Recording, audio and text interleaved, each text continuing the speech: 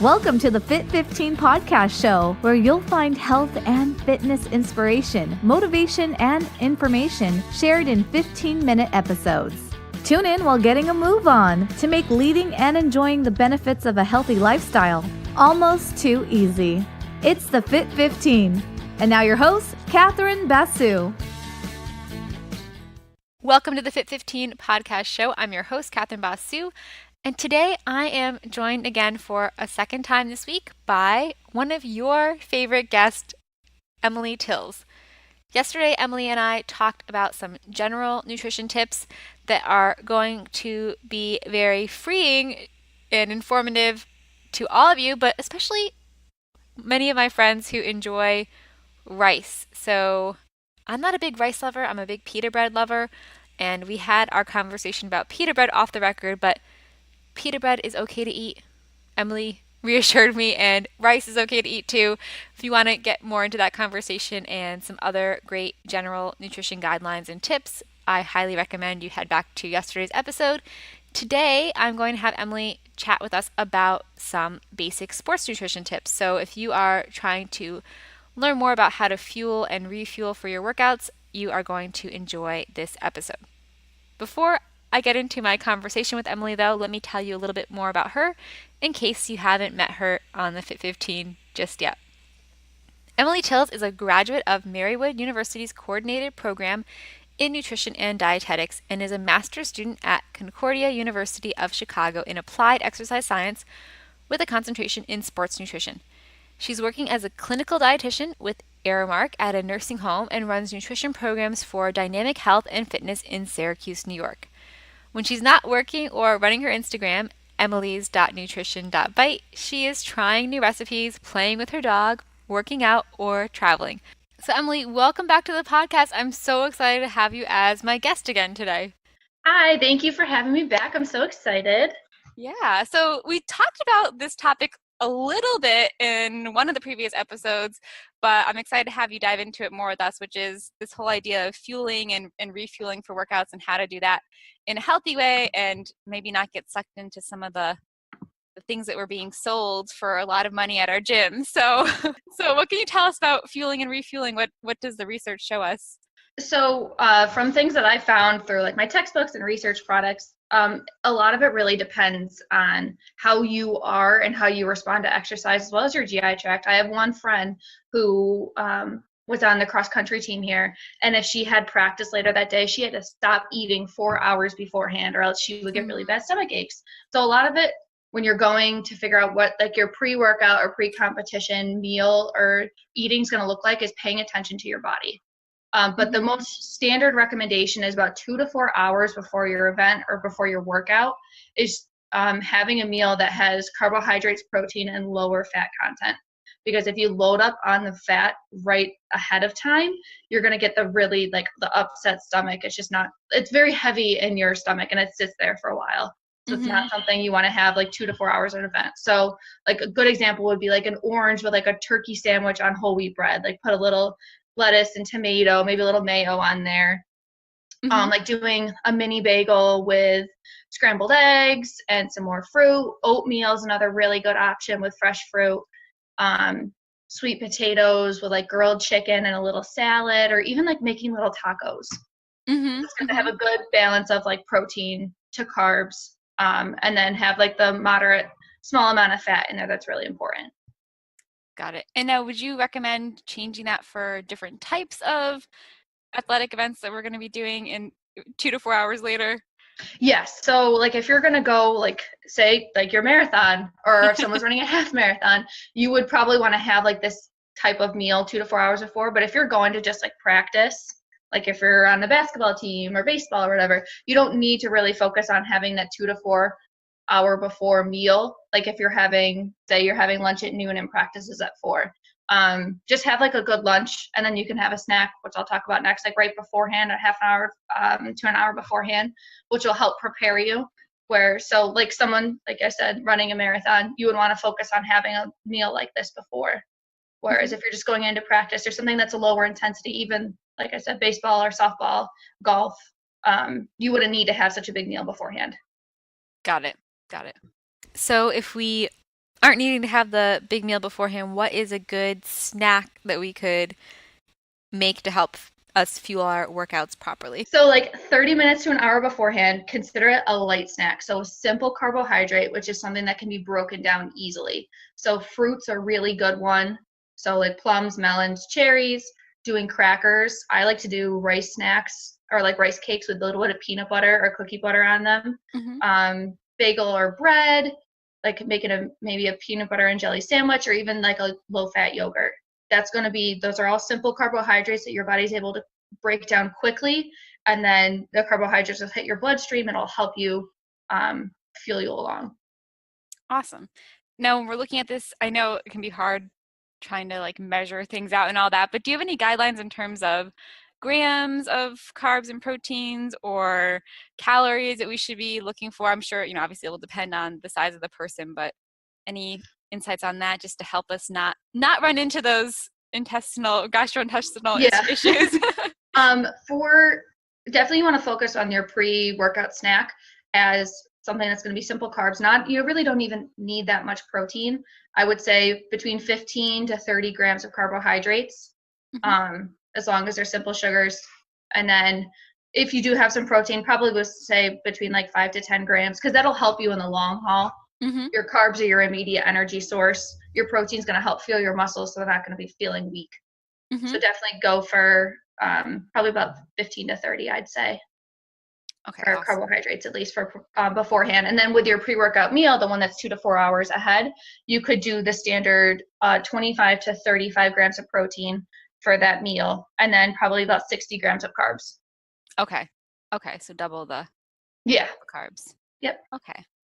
And like you said, I mean, I know I've experienced this myself, and it's actually changed for me over just as I've gotten older. Different things work and don't work, but definitely testing it before your big event, right? Because everyone is different. Yeah, like don't throw in like a kiwi before a marathon if you've never had kiwi before and you don't know how your body's going to react to it. Like if you like a turkey burger for 2 to 4 hours before, like have that as your snack, but try that on like subsequent training days before the big competition for sure. All right, if you are joining us and only have 15 minutes and are out for an out and back walk, you want to turn around now. Back to Emily. And can you talk to us about why, having fats so close to our workout session is not good? Like what's the difference between how we metabolize or how our body uses those different molecules, carbohydrates, proteins, and fats that we wouldn't want to be having fats? Like are fats bad in general, or is there something to it in terms of the time that it takes to digest them? Yeah, so fats are not bad in general. You need fat in your diet. That's one thing that's very, very clear, and that's what the evidence says. So low-fat diets should not be a thing, but also high-fat diets should not be a thing. But fats are digested slower through beta oxidation, so it's just broken down and used differently. And fat is really our primary energy source at like a submaximal exercise. So if I'm going to go on like a 40-minute walk here, like around my neighborhood, fat is my primary energy source, but that doesn't mean that I should load up on fat beforehand because we do have fat stores. So fat obviously has its place in the diet, but it's not something that you should really be eating right before you're working out, because it will sit in your stomach for a bit and give you like the upset stomach feeling. Especially something like I wouldn't be going and having, or I don't recommend going and having like a double bacon cheeseburger and then fries before working out. That's just ugh. It grosses me out thinking of it. So do you know, I mean, I feel like I looked this up a while ago. I don't know if the research has changed, and I definitely forget to be able to say it, but do you know like how long it takes just in general I mean, obviously it will depend on the size of the meal, but are there like some general guidelines of how long it takes for our body to digest fats, proteins versus carbs? I'm not 100% sure. I don't like have a definite amount because it's different with everybody. Right. I know the standard recommendation is you should be eating a small meal every 3 to 4 hours. Okay. And then, but actually, no, I do know the answer. Sorry. Think about that. Okay. If you eat a meal that is high in just carbohydrates, you will be hungrier faster than you would be if you were to eat a meal that was higher in protein and fat. So protein will help make you feel full, I'll get you full, and then fat will help you feel fuller longer. So that's why it's important when you're having your snacks or your meals that it's not just, you're not just having carbohydrates, or you're not just having protein, you're not just having fat. That's when the whole balance comes in. So the carbs are our primary energy source, so they're obviously important. And then the protein's going to help you feel full and stay full, just like the fat will help you feel full and stay full. Got it. And then so I know we're going to talk about post-workout fuels, but do you have any tips for people that are doing a longer endurance event for refueling, like during their workouts? Yeah, so it's not necessary to really have during your workout snack or anything if it's lasting shorter than 60 to 90 minutes. Because you do have stores in your body and you can go into your fat stores. But if you're running like a half marathon or a marathon, I know it'd be hard to carry, but like maybe some pretzels would be good. Those are a simple carbohydrate that are easily broken down. Raisins are really good, or even craisins, because they're a concentrated sweet. So you don't need to have as much of them to still keep your blood sugar at like a good level to prevent crashing. If you like the goos or like the gels, those are fine too. Just make sure it's not an astronomical amount of carbohydrates. Like once again, 15 to 30 grams would be ideal. And that would be like every hour, or? I would every hour and a half, depending on how you're feeling too. If you know that you're starting to get lightheaded, you definitely need to have a snack. So do you know, I feel like I've started to come across some calculators to help you figure out how much to have during an endurance event. Are there any that you recommend, or is it something you've seen at all, or not? I haven't really seen them food-wise. I've seen them more water-wise. Got it. Okay. Like weighing yourself before and after. So and it's also important that you should be having water as well with your pre-workouts, meal, snack, and during. Water is very important. But with every pound you lose, you should be having, I think it's about 2 cups of water. So if you've lost 6 pounds, you need to be chugging water after your session. Yeah, that's a good point, because I definitely try to get people not to rely on the scale so much when they're trying to lose weight sometimes, because it can really derail their efforts if they see the scale going the wrong way, even though they've done all the right things. But I definitely say like having a scale nearby for if you're doing a intense workout to kind of compare. So basically it's kind of like an ounce for every, would that be right? If it's 2 cups, it would be like 16 ounces. So if you lost a pound. Yeah, I would say probably, yeah. Yeah, I think that it's like 1 to 2 cups of water per pound loss, but I would feel more comfortable recommending 2. And you don't need to like just drink them right after either. Just like I would constantly just have it with you and have it available. Yeah, no, that makes sense. Awesome. So then after we do our practice or our workout, do we need to go get a shake from the the smoothie bar? What should we be doing to refuel? There's the key 30-minute window after you finish is when your body can take up all the protein and carbs that you need. So you're going to go once again with a simple carbohydrate snack. So grab the pretzels, grab the fruit. Granola bars are fine. Cheese is a good one. Chocolate milk has a 3-to-1 carb to protein ratio, which is the perfect ratio of carbs to protein to help refuel your muscles and replenish the glycogen stores. Yogurt with fruit is also another good one as well. Awesome. But that 30-minute and water, that 30-minute window is key. And that's just helping our bodies just more ready to be able to. Yeah, that's when your body's still going and the metabolism's still going. So it's going to be able to suck everything up and use it better than if you wait an hour after. Okay. And then we had talked about this before too, but because I think a lot of those post-workout drinks that they advertise, they might be having that. Maybe they have a good carb to protein ratio, but sometimes they might even have more protein than your body can really needs to use. Like, would you be able to mention anything about that? Yeah, it's really just, it's comes back to what you prefer and what you feel comfortable with. I actually just did an assignment for my master's last night where the athlete was taking in a 56 gram of protein shake, like at the beginning of the day, at the end of the day. And it's just like, that's way too much protein that your body's not going to use. And protein that's unused gets stored as fat or it'll just get flushed out. So I would say don't go any higher than 30 grams of protein if you're going to be taking like a protein supplement. Anything other than that, it's just useless. it's going to be stored as fat. So Sure. And maybe having, not bad to have more protein later on, but do you know, yeah. I guess, like, I'm sure, again, this will vary between person to person, but how long would you need to wait between that post-workout, that 30-minute window that you had some post-workout snack and getting some more protein in to be able to use that protein again? I think you could probably like even just like an hour after if you wanted to have something else, an hour to 2 hours after. Okay. Because you're still going to feel hungry. You're going to feel Mm-hmm. hungry as the time goes on. Mm-hmm. And is there any truth to this, Emily? I feel like, for like dieting tips, I often hear, give your body 20 minutes after eating something before you decide that you're still hungry. Is there any science behind that, or is that just a Yes, random? that Okay. all stems back to intuitive eating. So it's Okay. something that's not taught in schools. I learned this from a private practice dietitian that I shadowed. There's Mhm. this whole scale from between 1 to 10, and you want to fall between 4 and 7, which means you're satisfied, you're not feeling any hunger. So you haven't eaten lunch yet and you're starting to feel hungry, think about your scale. If you're getting past a 4 down to a 3 where there's hunger cues, you can like your stomach's growling, then it's time to eat.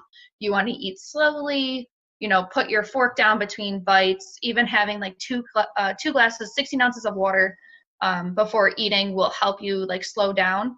Mhm. And it takes your body 20 minutes to get that Okay. signal from your stomach to your brain to tell you, whoa, I'm done, I'm full. And it's actually been proven too that the more you keep going on and eating, like when you have that big, let's say, bowl of pasta and the first bite just tastes so good, you just Mhm. keep eating and you're not listening to yourself. The bites towards the end of like when you're done don't taste as good as the beginning. And that's Mhm. part of our body's mechanism to say like, okay, you're good, you don't need any more. Okay, because I definitely, I've been running a lot, and so I've been very hungry. Mm-hmm. Not always right when I come back, but I try to eat something because I'm thinking about that 30-minute window. Yeah. But then, things are just everything looks really, really good, and then I have to kind of slow down a little and be like, all right, give yourself some time. Yeah. Yeah. See? Because and I know too, like I don't necessarily feel hungry either after like I go and do cardio and then I like to weightlift. Um, but that's also because your glycogen's been released from your muscles, so it's in your bloodstream. So there is something that like you're like feasting on, like your body's feasting on. But Hmm. then like you will feel hungry later if you don't replenish right away after those like within that 30-minute window. So would you recommend, because I know I almost never feel hungry in that 30-minute window, but would you still recommend trying to get something to eat, just that Yes. small snack? Yeah. Absolutely. Yep. Because you I, will see there's like reading through my book, my sports nutrition book. It's Sports Nutrition and Performance Enhancing Supplements by Smith, Ryan, and Antonio. Or Mhm. I don't know how they say it, but they're saying like even if you're not hungry, that's like when it's the key time to get stuff in and to help you.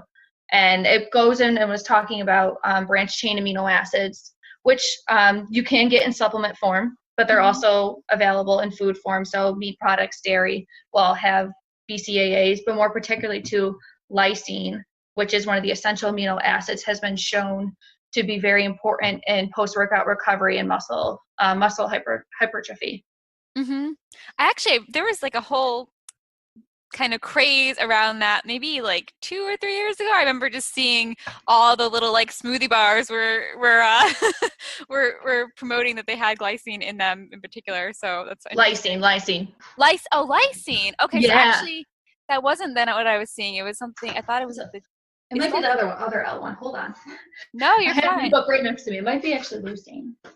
But I think the one I was seeing was with a G, and I remember like seeing it somewhere else. So I don't know, like again, like it might have just been like one study that was Leucine. There we doing. go. It's Oh, leucine. leucine. But Okay. glycine is another amino acid. Hmm. It's not a essential amino acid though. Our body Okay. can make glycine. Okay. Whereas so it's non-essential our body can make. There's 11 non-essential, 9 essential.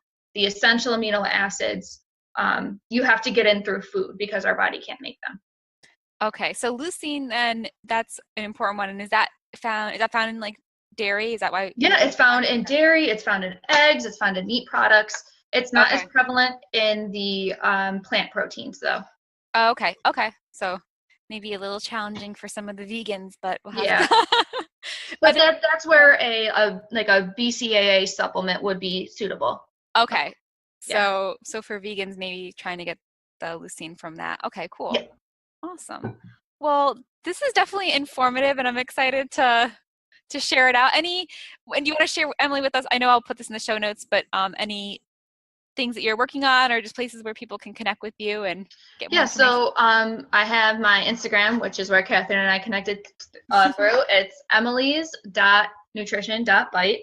And then I also have a blog that is theroadtobeingandrd.blogspot.com. Awesome. Well, thanks again, Emily. It was really fun chatting with you. Thank you for having me. I hope everyone can use all this information and get the most out of their workouts. I love that. Thanks for listening to the Fit 15. For show notes and more, visit fitarmadillo.com/podcast. See you next time.